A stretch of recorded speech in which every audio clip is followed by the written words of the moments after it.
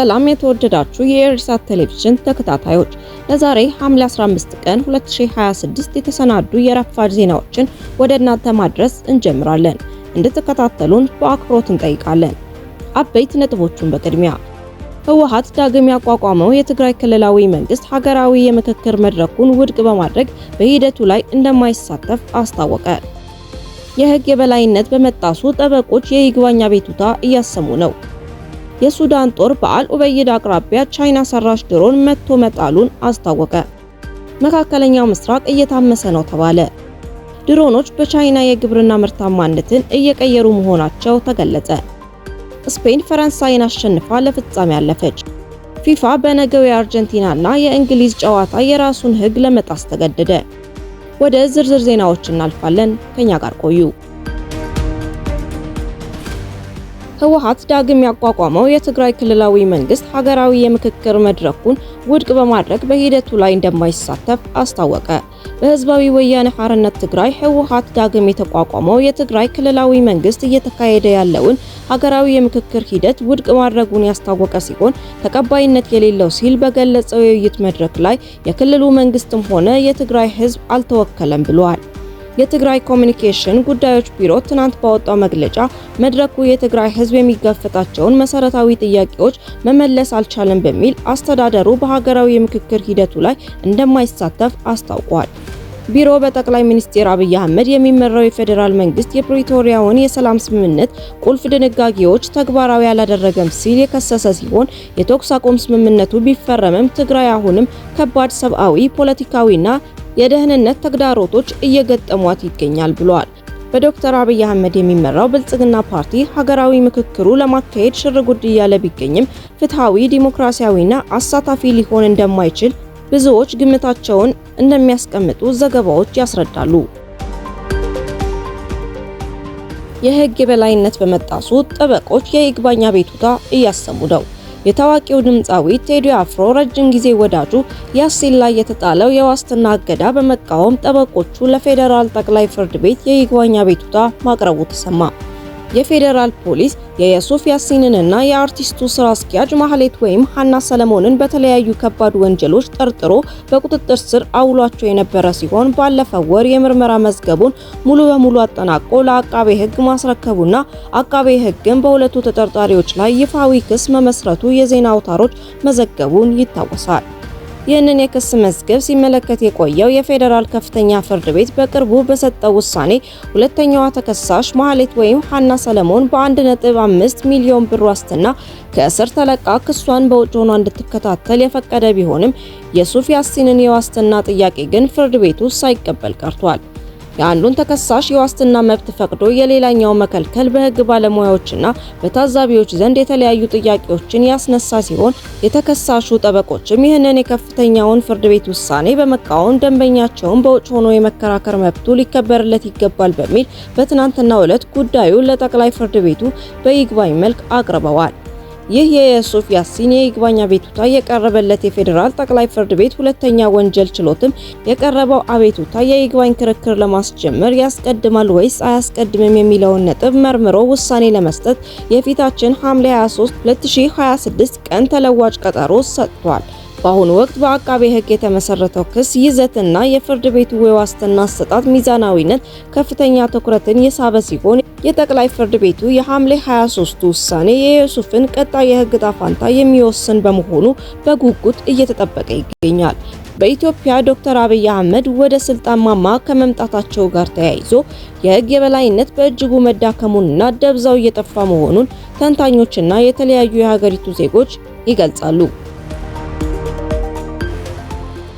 የሱዳን ጦር በአል ኡበይድ አቅራቢያ ቻይና ሰራሽ ድሮን መቶ መጣሉን አስታወቀ። የሱዳን መደበኛ ጦር ከፈጣን ድጋፍ ሰጪ ኃይሎች ጋር የሚያደርገው ውጊያ በበረታበት በዚህ ወቅት በሰሜን ኮርዶፋን ግዛት በአል ኡበይድ ከተማ አቅራቢያ ዘመናዊና የቻይና ምርት የሆነች ድሮንን መቶ መጣሉን አስታወቀ።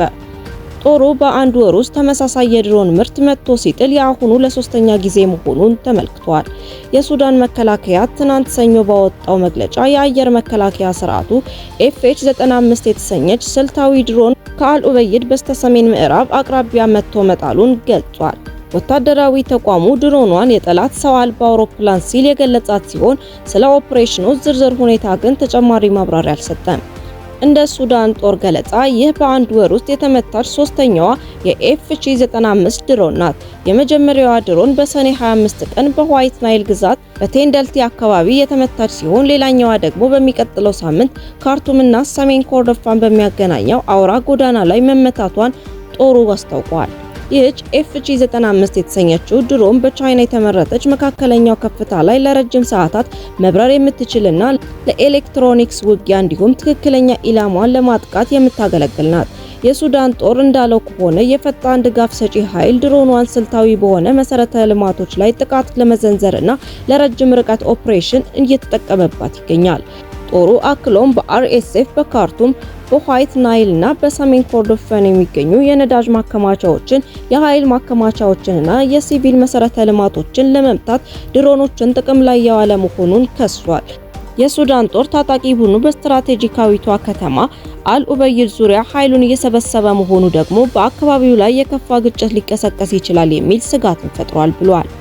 አልኡበይድ የተለያዩ የኮርዶፋንና የዳርፉር ክፍሎችን የሚያገናኝ ዋና የንግድና የሰብአዊ እርዳታ ማስተላለፊያ ማዕከል በመሆን የምታገለግል ከተማ ናት። የሱዳን ጦር በአካባቢው ላይ የሚሰነዘር ማንኛውም መጠነ ሰፊ ጥቃት ለሰብአዊ እርዳታና ለመሰረታዊ ቁሶች የሚሆኑ የአቅርቦት መስመሮችን ሊያስተጓጉል እንደሚችል አስጠንቅቋል። መካከለኛው ምስራቅ እየታመሰ ነው ተባለ። በመካከለኛው ምስራቅ በአሜሪካና ኢራን ዳግም ያገረሻው ጦርነት አካባቢው እየታመሰ መሆኑን ትናንት የተሰራጩ ዘገባዎች ያመለክታሉ። አሜሪካ በኢራን ላይ የፈጸመችውን ጥቃትና ዳግም የጣለችውን የባህር ላይ እገዳ ተከትሎ ባህሬን የአየር ጥቃት ማስጠንቀቂያ ሳይረን ማሰማቷን የሀገሪቱ የሀገር ውስጥ ጉዳይ ሚኒስቴር አስታወቀ። የሀገር ውስጥ ጉዳይ ሚኒስቴሩ በኤክስ ማህበራዊ ትስስር ገጹ ባወጣው መግለጫ የማስጠንቀቂያ ሳይረን ተሰምቷል ያለ ሲሆን ዜጎችና ነዋሪዎች ተረጋግተው በአቅራቢያቸው ወደሚገኝ አስተማማኝና ደህንነቱ የተጠበቀ ስፍራ እንዲያመሩ ጥብቅ ማሳሰቢያ አስተላልፏል። በተመሳሳይ ወቅት ኩዌት በበኩሏ የሀገሪቷ ወታደራዊ ኃይል ጠላት ከተባሉ የኢራን አጥቂ ድሮኖች ጋር ውጊያ እያደረገ መሆኑን አስታውቃለች። እስራኤልም ኢራን ድንገት ጥቃት ከፈጸመች የአጸፋ ምላሽ ለመስጠት በተጠንቀቅ ላይ ትገኛለች። ድሮኖች በቻይና የግብርና ምርታማነትን እየቀየሩ መሆናቸው ተገለጸ። በቻይና ቴክኖሎጂ እያደገ ጥቅም ላይ መዋል ከጀመረ ወዲህ ረጅም ጊዜ ቢያስቆጥርም በቅርብ ግን እጅግ ፈጣን ምርታን እያሳየች በመሆኗ ድሮኖች የሀገሪቱ የግብርና ምርት ላይ ትልቅ ለውጥ እያመጡ መሆኑ ባለስልጣናቱ ይገልጻሉ። በቻይና ደቡባዊ ክፍል በጓንግዶንግ ግዛት የዘመናዊ የግብርና ቴክኖሎጂ አጠቃቀም እየተስፋፋ ይገኛል። በተለይም ድሮኖች ሩዝን በመዝራት የእርሻ ስራን እጅግ ፈጣንና ቀልጣፋ እያደረጉት ነው። በጓንግዙ ከተማ ሁዋንግ ግፑ ወረዳ ሊያንታንግ መንደር የምትገኝ አንዲት ድሮን በ30 ደቂቃ ውስጥ ብቻ 20 ሄክታር የሚሆን የሩዝ እርሻ መዝራት እንደምትችል ተገልጿል። በተጨማሪም በእርሻው ውስጥ የተገጠሙ የኢንተርኔት ኦፍ ቲንግስ መሳሪያዎች፣ የአፈር ሴንሰሮች፣ የአየር ሁኔታ ጣቢያዎችና ስማርት ካሜራዎች በየ15 ደቂቃው መረጃን ወደ የእርሻ መረጃ ማዕከል በመላክ የእርሻ አስተዳደርን በዘመናዊ መንገድ እየደገፉ ይገኛሉ። የኤክስኤጂ የግብርና ሮቦት ኩባንያ ተባባሪ መስራችና ከፍተኛ ምክትል ፕሬዝዳንት ጎንግ ጂያንቺን እንደገለጹት አንድ ድሮን እስከ 33 ሄክታር የእርሻ መሬትን በመቆጣጠር ሙሉ በሙሉ በሰው እጅ ያልተነካ ዘመናዊ የእርሻ ስራ ማከናወን ያስችላል። ይህ ቴክኖሎጂ የግብርና ምርታማነትን ከማሳደግ ባለፈ የስራ ቅልጥፍናን በማሻሻል ዘመናዊ የእርሻ አስተዳደርን ለማጠናከር ትልቅ ሚና እየተጫወተ ነው። ስፔን ፈረንሳይን አሸንፋ ለፍጻሜ አለፈች። በ23ኛው ዓለም ዋንጫ የግማሽ ፍጻሜ መርሃ ግብር ስፔን ከፈረንሳይ ያደረጉት ጨዋታ በስፔን 2-0 አሸናፊነት ተጠናቋል። ለስፔን የአሸናፊነት ግቦች ሚካኤል ኦያርዛባል 22ኛ ደቂቃ ላይ በፍጹም ቅጣት ምት እንዲሁም ፔድሮ ፓሮ በ58ኛው ደቂቃ ከመረብ አሳርፈዋል። በዚህም በ2010 የደቡብ አፍሪካውን ዓለም ዋንጫ ያሸነፈችው ስፔን ከ16 ዓመታት በኋላ ለውድድሩ ፍጻሜ ደርሳለች። ወደ ፍጻሜው የተሸጋገረችው ስፔን በቀጣይ ከአርጀንቲናና እንግሊዝ አሸናፊ ጋር እሁድ የምትጫወት ይሆናል። ስፔን እሁድ የሚካሄደው ጨዋታ አሸንፋ ትወጣለች የሚሉ ብዙ ደጋፊዎች ቢኖሯትም የእንግሊዝና የአርጀንቲና ደጋፊዎች ቅድመ ግምት እየሰጡ ይገኛሉ። እናንተስ ማን ዋንጫውን ያነሳል ትላላችሁ? ሀሳብ አስተያየቶቻችሁን ጻፉልን። ፊፋ በነገው የአርጀንቲናና እንግሊዝ ጨዋታ የራሱን ሕግ ለመጣስ ተገደደ።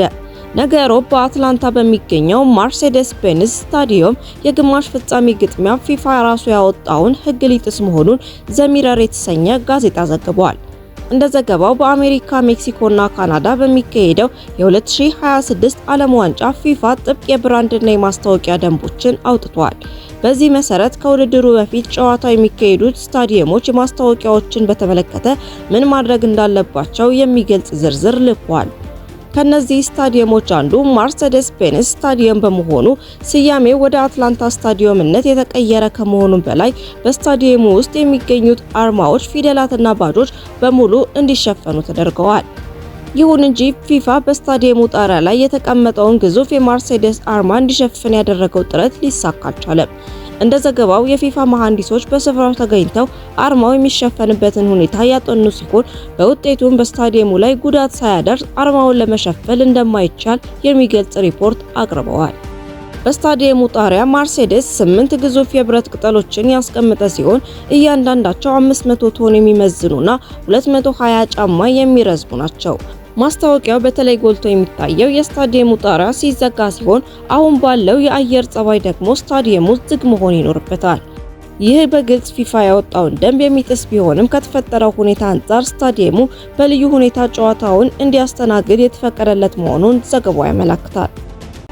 ውድ የኢሳት ቴሌቪዥን ተከታታዮች ለዛሬ ረፋድ የተሰናዱ ዜናዎቻችንን በዚሁ አበቃን። በቀጣይ እስከምንገናኝ መልካሙን ሁሉ ተመኘን። ሰላም።